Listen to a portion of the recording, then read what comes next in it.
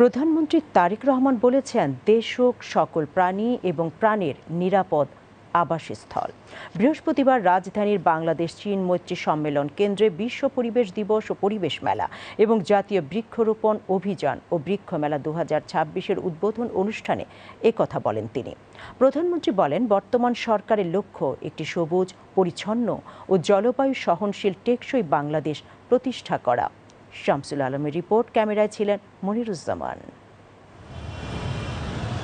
বৃক্ষরোপণে সাজাই দেশ, সবার আগে বাংলাদেশ প্রতিপাদ্য নিয়ে শুরু হলো জাতীয় বৃক্ষরোপণ অভিযান ও বৃক্ষমেলা 2026। বৃহস্পতিবার রাজধানীর বাংলাদেশ চীন মৈত্রী সম্মেলন কেন্দ্রে বিশ্ব পরিবেশ দিবস ও পরিবেশ মেলা এবং জাতীয় বৃক্ষরোপণ অভিযানের উদ্বোধন করেন প্রধানমন্ত্রী তারেক রহমান। এ উপলক্ষে আয়োজিত অনুষ্ঠানে পরিবেশ সংরক্ষণে সকলকে সচেতন হওয়ার আহ্বান জানান তারেক রহমান। গতকাল 8ই জুলাই প্রকাশিত হয়েছে খবরটিতে বলছে, বিশ্বে বসবাসের অযোগ্য শহরের তালিকায় তৃতীয় স্থানে বাংলাদেশের রাজধানী ঢাকা। আজকে আমরা এখানে পরিবেশ নিয়ে কথা বলতে এসেছি। আমার মনে হয় এই বিষয়টি নিয়ে আমাদের সকলের সিরিয়াসলি না, ভেরি ভেরি সিরিয়াসলি বোধহয় চিন্তা করার সময় চলে এসেছে। আমাদের সকলের উচিত হবে এই ঘর থেকে বেরিয়ে গিয়ে যখন যে পরিস্থিতিতে যে পরিবেশে আমাদের সুযোগ হয় প্রত্যেকটি মানুষকে এ ব্যাপারে সচেতন করা। এজন্য প্রয়োজন ছোট বড় প্রতিটি নাগরিকের দায়িত্বশীল আচরণ, প্রতিটি নাগরিকের প্রতি উদাত্ত আহ্বান, অনুগ্রহ করে যেখানে সেখানে বর্জ্য কিংবা উচ্ছিষ্ট ফেলবেন না, দয়া করে। পরিবারে একটি সন্তান জন্মগ্রহণের সঙ্গে সঙ্গে তাকে স্মরণ করে এটি গাছের চারা রোপণের উপর গুরুত্বারোপ প্রধানমন্ত্রীর। পরিবারে নতুন সন্তান জন্মগ্রহণ করলে আমরা যদি সবাই মিলে তার জন্য তাকে স্মরণ করে একটি গাছ রোপণ করি, প্রতিটা প্রাণের জন্মকে উদযাপন করি, স্মরণ রাখি, তাহলে একটা নবজাতকের পাশাপাশি একটা গাছ যেমন বেড়ে উঠবে, সেই ছোট্ট শিশুটিও আস্তে আস্তে বেড়ে উঠবে এবং এভাবেই সবুজায়নের জন্য সামাজিক আন্দোলন সফলতা লাভ করবে।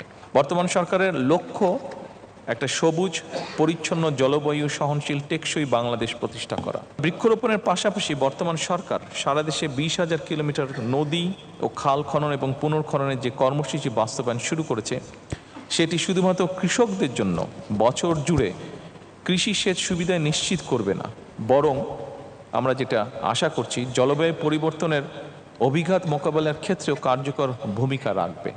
সরকার প্রধান বলেন, বৃক্ষরোপণ কর্মসূচিকে বাৎসরিক আনুষ্ঠানিকতার মধ্যে সীমাবদ্ধ না রেখে নৈমিত্তিক অভ্যাসে পরিণত করতে পারলে একটি নিরাপদ, স্বাস্থ্যকর ও সবুজ বাংলাদেশ গড়ে তোলা সম্ভব।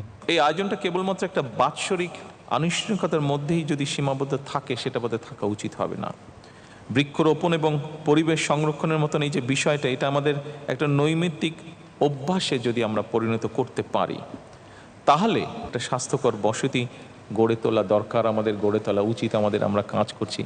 এই সবগুলো তাহলে ধীরে ধীরে আসলেই বাস্তবে রূপ নিতে পারবে। প্লাস্টিক বর্জ্য উল্লেখযোগ্যভাবে কমিয়ে আনার লক্ষ্যে সরকার ইতিমধ্যে কাজ শুরু করেছে বা করার চেষ্টা করছে সরকার।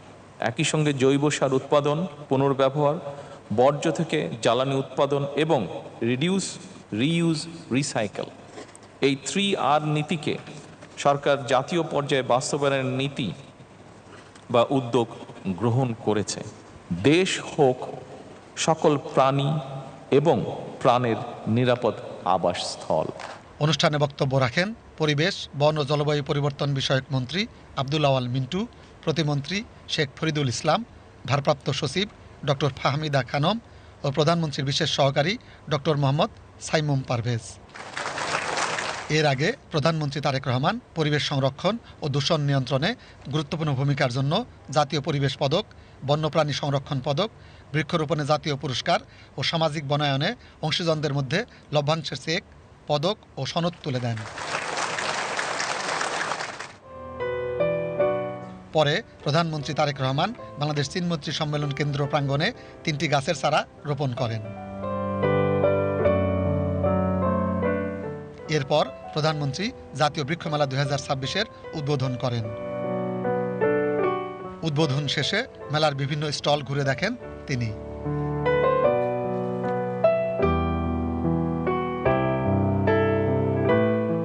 পরে প্রধানমন্ত্রী তারেক রহমান বিশ্ব পরিবেশ দিবস ও পরিবেশ মেলা 2026-এর উদ্বোধন করেন এবং মেলার বিভিন্ন স্টল ঘুরে দেখেন।